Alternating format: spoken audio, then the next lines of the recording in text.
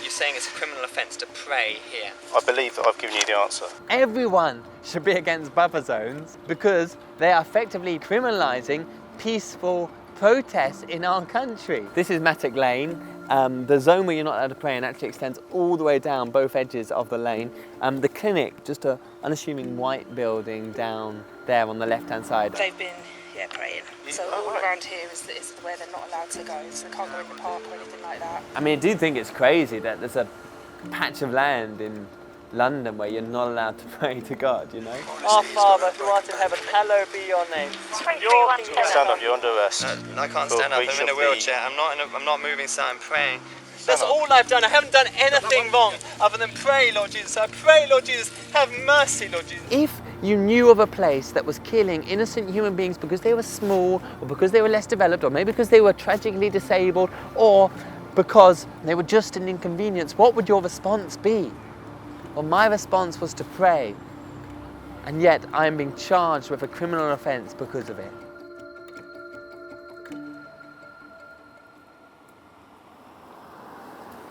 My name is Christian, I am a Christian, and I'm passionate about protecting the vulnerable, and yet a few months ago I was arrested for praying. So this is where we came the day I ended up getting arrested for praying.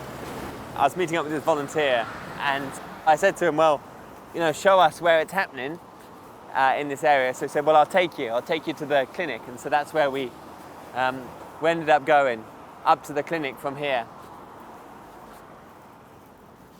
It's just crazy to think that, you know, this is the high street, and just a few hundred meters off the high street, in this unassuming country-looking building, little human beings are being killed.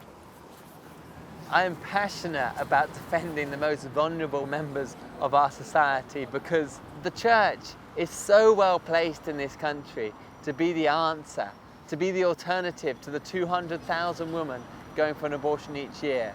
And we just need to tell people the truth, and then tell people that God still loves them. And then we need to be the support that Jesus would want us to be to those people. It's always been a reflection of mine that, you know, we always judge previous generations for their slave trades or their apartheid, or even segregation in America, and we think, you know, how could you have been so numb and blind to what was going on? And yet 200,000 children a year are killed in our country, 40,000 roughly in this city, and we do nothing. You're saying it's a criminal offence to pray here. I'm saying you're in breach of the court order. So it's a criminal offence To according to the court order to pray outside of a place where children are being killed. I believe that I've given you the answer. Okay. I saw the reality of abortion when I was 22 years old. I tried to look the other way. I tried to excuse myself from it, but really the only way out for me is to get rid of abortion. That's the only way through. You know, William Wilberforce once says, you can choose to look the other way, but you can never again say you didn't know. I know what abortion is. And so now I must work with my life to find a better solution to the killing of the innocent. I am going to continue praying in this place because they're killing human beings inside this clinic. It is against the law of God to ban people from praying anywhere in this land. This PCO has been built upon false grounds of false harassment and fake news. What's more important is that God is upheld in this nation, and that the law of God is upheld in this nation, and not this ludicrous law that says people can't pray. Right, you say you... I'm not gonna lie, I didn't have a strategy on the day. I wasn't, you know, I didn't set out that morning to get arrested, and initially I was just fed up of not only that this killing was going on, but like no one was doing anything. And that this killing, you know, that wasn't enough for them, that now they were trying to stop people from even bearing witness to that in prayer. This is Mattock Lane.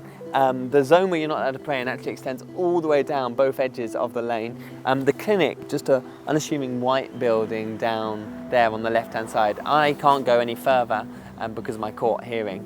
I mean, Christians can walk in and out of this, and I guess they can secretly pray, but any act of silent prayer or any kind of prayer that is obvious is prohibited within this zone. And so the day me and my friend came, we just walked down to the clinic, and we stood opposite the clinic and we raised our hands and we just prayed. After about half an hour, one of the staff came out, a woman wearing a cross around her neck, and she said, you do know you're not allowed to be praying in this area. I didn't know if you were aware of what the order was, what it entailed. I am aware of it. I don't have the details. I know they can't be outside. I know they're in confidential. And they've been, praying.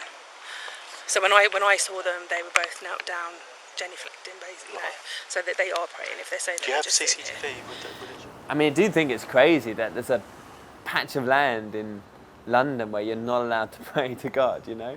Pretty sure the scriptures say that earth is the Lord's and everything therein, and yet maybe this little patch of Ealing doesn't belong to God. I mean, that's the suggestion, right? On the back there's the map, and there's the designated area there. Oh, right. So all around here is where they're not allowed to go. So they can't go in the park or anything like that. They're not allowed to stand on any of the pavements. It's purely that piece of grass up there. Thank you very much. Yeah. Please keep clear. We should stick of prayer underneath, shouldn't we? Just pray, come Lord Jesus. Our Father who art in heaven, hallowed be your name. Your kingdom come, your will be done on earth as it is in heaven. Good.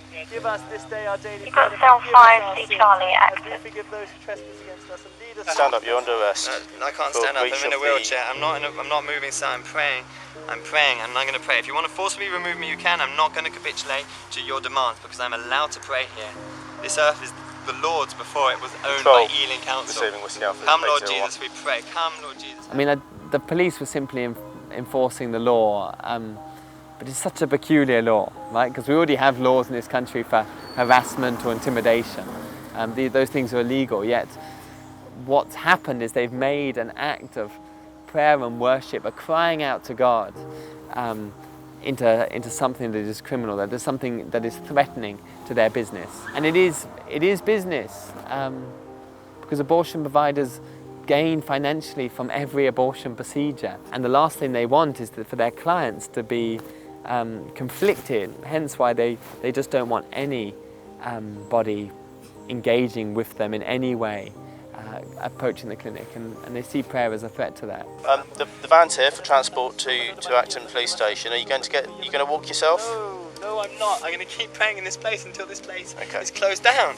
Come, Lord Jesus, I pray, Lord Jesus, I pray that you would have mercy in the name of the Father, and of the Christian, Son, stand up. and of the Holy Spirit, Lord Stand Jesus. up. I pray that you would have mercy, Lord Jesus. I pray, if this is the cost of praying in a free nation, so be Christian, it. stand up. If this is the cost of praying for vulnerable children, if this is what you're going to do to people that pray for vulnerable children, that's up. all I've done. I haven't done anything wrong other than pray, Lord Jesus. I pray, Lord Jesus, have mercy, Lord Jesus. Yeah, I mean, I felt angry. I felt angry and upset that this was happening, that it's got this far in this nation, that there's patches of ground where you can't, not only are they saying you can't pray, but they'll literally get the law enforcement to come and carry you away if you do. Lord Jesus, is this what we do to those that pray in our nation? Is this what we do to those that stand up to justice in our nation, Lord Jesus? Have mercy upon them. I mean, that's not right. That is a big sidestep away from the foundations on which, the law and order of our nation were built. That's a massive backstep with regard to freedom of expression, freedom to gather, freedom of speech. That abortion providers are not simply saying we're in control of what's happening in our clinics, but actually we're going to dictate what can happen outside of our clinics as well, on public property. And there's a youth group just down the road. It made me sad. Have mercy. Please, I pray, have mercy. Good. Lord Jesus. Have mercy. Yep. Wake up the church. Wake up the church, Lord Jesus. Wake up the church. Am I proud that I got arrested for praying? I'm proud that I've been able to bear the name of Jesus and be persecuted for it.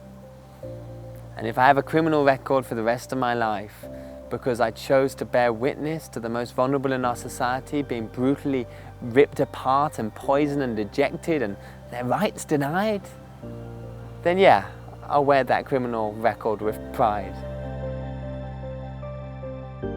When I meet this million upon million of children on heaven's shore who've been killed by abortion, I'll say, well, I at least did this, and here's my criminal record to prove it.